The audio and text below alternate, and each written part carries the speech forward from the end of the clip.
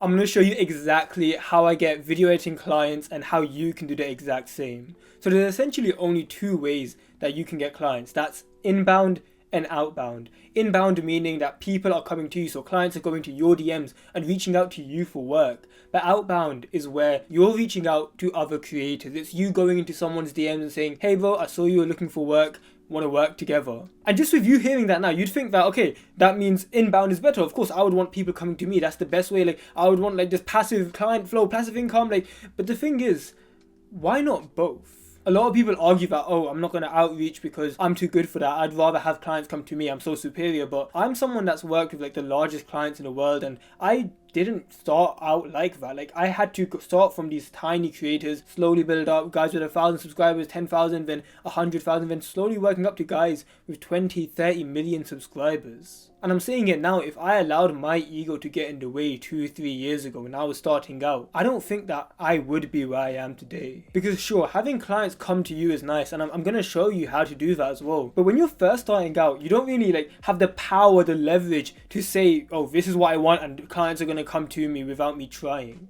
I used to joke about this, but it's genuinely true. When I was first started editing, maybe for the first year or two, the majority of my time was going towards outreach. Sure, I was a video editor, but 50% of my time was going towards editing, and the rest of it was me messaging people.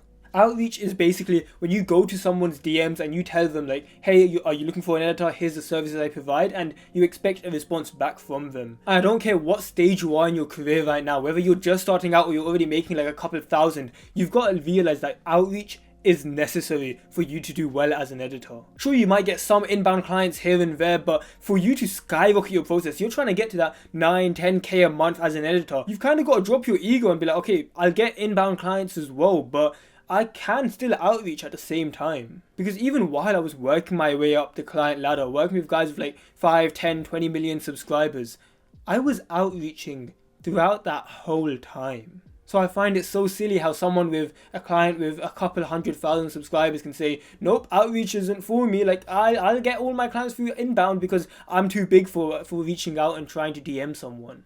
But of course, you watching this, you're probably a lot smarter than other editors. You haven't got like your head stuck up your ass. You can actually listen to advice like this. While you are outreaching, it's completely normal that you have this fear of rejection. It's like, what if I DM someone, they ignore me, and now it's like, are we working together? Or maybe they respond and it's like, you're scared that they're going to say your prices are too high. And I just kind of want to let you know that that fear you're feeling right now, this like uncomfortableness, just me talking about you DMing people and how it scares you, it's completely normal, and I understand where it comes from. A lot of us have been raised with this sort of perfectionism, this feeling that we need to do things right the first time, and rejection is bad. Make sure if you're going to do something, do it right, and it comes into our work as well. And it's so sad when I hear editors, especially the ones that watch me, maybe this is you, where they start outreaching, maybe they do 5-10 people, they get ghosted and then they completely stop. Maybe it's because of ego. It's like, oh, fuck this guy, like what does he know, like I guess I'm never gonna outreach again. But more likely than not, you kind of just thought the method didn't work.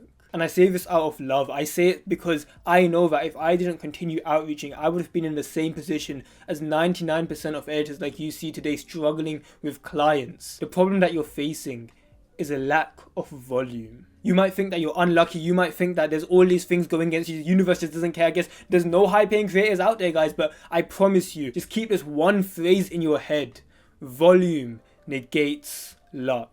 If you do enough of the same thing again and again, even if you have like a 1% hit rate, at least your chances of getting a few clients, it goes a lot higher than it otherwise would have been. Just think about this, right? Let's say that every time you DM a creator saying that, hey, I'm looking for work or whatever, like, do you want to work together? You've got like a 5% chance of someone reaching out to you. Honestly, I've gotten to a point where I've grown to become one of the largest editors in the space. I've got about 7,000-8,000 followers on Twitter, and in the Twitter space, that's a decent amount. Even me till this day, after working with some huge people, my response rate's about 5-10%. So don't beat yourself up if you've only got like 1 or 2% of people responding back to you. What you should focus on is what's in your control, and that is the volume you do. Because how silly would it be if we had this 1-2% response rate and then we reached out to 5 people and we were like, okay, we got no responses, I guess that's it. But what we don't see is that if we reached out to 100, 200, 300, maybe we'd finally get some responses. And these numbers, this level of volume that you're hearing now, hundreds. I thought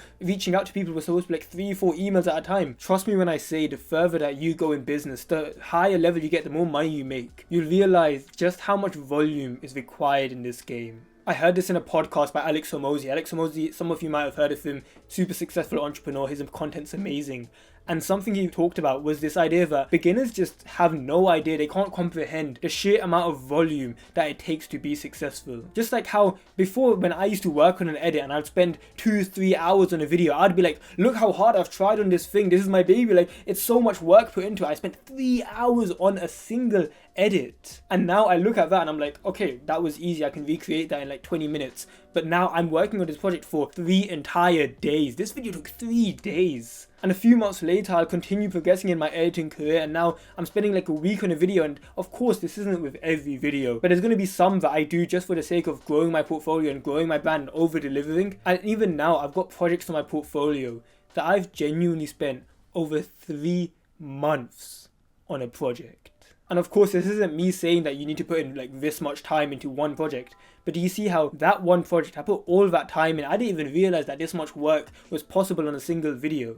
That one video got over 5 million views for my client, and it kickstarted my editing career. Straight after that video, I had inbound client after inbound client, started growing my brand, everything good started happening after that piece. And it was only because I had put in such a disgusting amount of work, a disgusting amount of volume. So with outreach, you might have this question in your head right now. Okay, so Malice, Sayeef, like how much am I supposed to send out? The answer is always more. You're never going to have a point where you're sending out enough, and most of these will be rejections. 95% of them might never even see your message. 4% of the messages might open it, respond, and then they end up not working with you. But 1% of them, these are the guys that you'll work with, and you'll realize that you only needed a few clients to start going on with your editing career. If you want to make it as an editor, if you want to make it in the world of business, you had best get comfortable with rejection. If you thought rejection in the real world was scary, you have no idea what you're in for when you join this game. And when you kind of see it in this fun way where it's like the no is guaranteed. If I am scared of rejection, if I never approach this client, I wasn't going to work with them anyways. The no is guaranteed. So I might as well try it and have that couple % chance that I work with him, and then we work together and he changes my life because he allows me to start off my editing career. So start going on these platforms, start going on Twitter, start going on Discord, start going into YouTube Jobs, Vouch Creators, like start going on all these platforms, outreaching to whoever you can. What I like to say is,